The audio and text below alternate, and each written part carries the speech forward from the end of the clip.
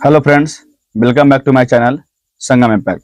Friends, मैं आज के इस वीडियो में बिहार बोर्ड क्लास 12th के जीव विज्ञान के दूसरा अध्याय पुष्पीय पादपों में लैंगिक जनन के टॉप ऑब्जेक्टिव क्वेश्चन को कराने वाला हूं। अगर आप 2026 में इंटरमीडिएट बोर्ड एग्जाम्स देने वाले हैं तो यह वीडियो आपके लिए महत्वपूर्ण होगा, इसीलिए वीडियो के अंत तक जरूर बने रहे। तो चलिए, आज का पहला प्रश्न है, स्त्री दल चक्र बना होता है, यानी स्त्री दल चक्र किसका बना होता है? तो ये देखिए, स्त्री दल चक्र जो है वो पुष्पों में होता है। कहाँ होता है? पुष्पों में। तो यह किसका बना होता है? तो ये बना होता है स्टिग्मा, स्टाइल और ओवरी, यह तीनों से बना होता है। इसीलिए इसका सही जवाब ऑप्शन डी हो जाएगा। अगला प्रश्न है कि पादपों में एम्फीबियन यानी उभयस्थानी किससे संबंधित है? पादपों में जो एम्फीबियन है यानी जिसको उभयस्थानी कहते हैं, तो वह किससे संबंधित है? तो वह है ब्रायोफाइटा से। ब्रायोफाइट्स लिखा हुआ है, बायो हो गया है, तो ब्रायोफाइट से संबंधित है। इसका सही आंसर ऑप्शन डी हो जाएगा।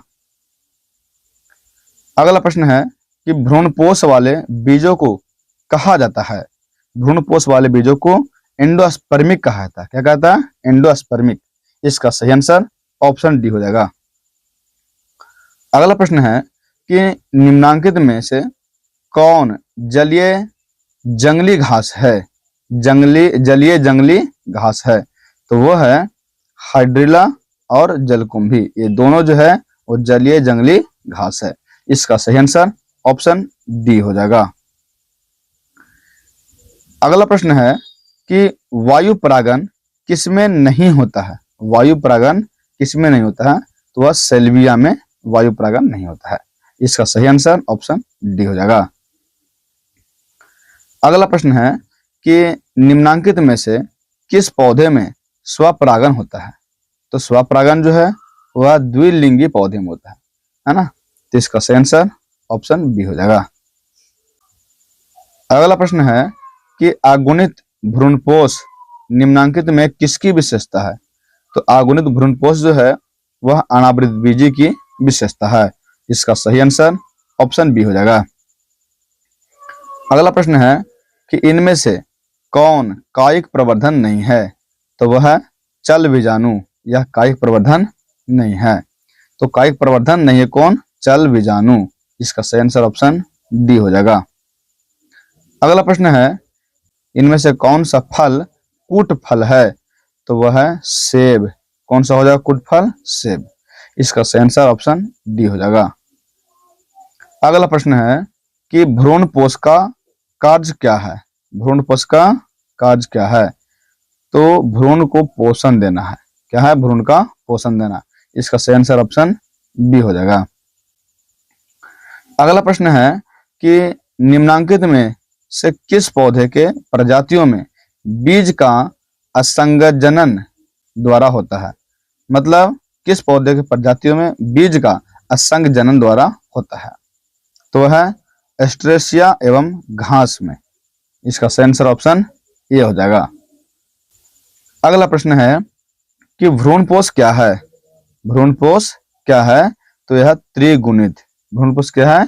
त्रिगुणित। इसका सही आंसर ऑप्शन सी हो जाएगा। अगला प्रश्न है कि बीज चोल का निर्माण किसमें से होता है? तो बीज चोल का निर्माण पेरिकार्प से होता है। अगला प्रश्न है कि भूमि फलनी फल है। भूमि फलनी फल है तो कौन है? मूंगफली। मतलब मूंगफली जो है वो भूमि फलनी फल है। अगला प्रश्न है कि वायु परागन सामान्यतः पाया जाता है किसमें पाया जाता है? तो घासों में। वायु परागन घासों में पाया जाता है। अगला प्रश्न है कि निम्न में से किसमें जल द्वारा परागन होता है? तो वह होता है जलकुंभी में। किसमें? जलकुंभी में। इसका सही आंसर ऑप्शन ये हो जाएगा। अगला प्रश्न है कि भ्रूण कोश से की सेंट्रल कोशिका कौन है?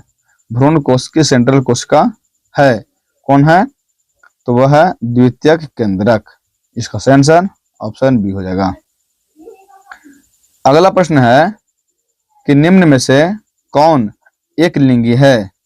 तो वह है पपीता। पपीता कैसा है? एक लिंगी पादप है। इसका सही आंसर ऑप्शन सी हो जाएगा। अगला प्रश्न है कि किस फल का बीज चोल खाया जाता है? तो लीची को। किसका? लीची का बीज चोल खाया जाता है। अगला प्रश्न कहता है कि पराग कण मुख्यतः है, तो क्या है? नर युग्मक। पराग कण क्या होता है? नर युग्मक। इसका सही आंसर ऑप्शन सी हो जाएगा। अगला प्रश्न है पराग भित्ति होती है, तो पराग भित्ति द्विस्तरीय होती है। कैसी होती है? द्विस्तरीय। इसका सही आंसर ऑप्शन बी हो जाएगा। अगला प्रश्न है कि पराग कण हो सकते हैं, तो वह एलर्जी कारक हो सकते हैं। पराग कण एलर्जी कारक हो सकते हैं। अगला प्रश्न है कि वायु परागित पुष्प सामान्यतः होते हैं, मतलब वायु परागित जो है वो पुष्प कैसा होते हैं? तो छोटे और रंगहीन होते हैं। इसका सही आंसर ऑप्शन डी हो जाएगा। अगला प्रश्न है कि एनिमोफिली नामक परागन किसके द्वारा होता है? एनिमोफिली नामक परागन किसके द्वारा होता है? तो होता है हवा द्वारा। इसका सही आंसर ऑप्शन डी हो जाएगा।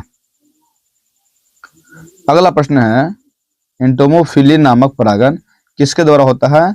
तो कीड़ा द्वारा। इसका सही आंसर ऑप्शन डी हो जाएगा। अगला प्रश्न है प्रत्येक पादप कोशिका से पूर्ण पौधा बन सकता है, इस गुण को क्या कहते हैं?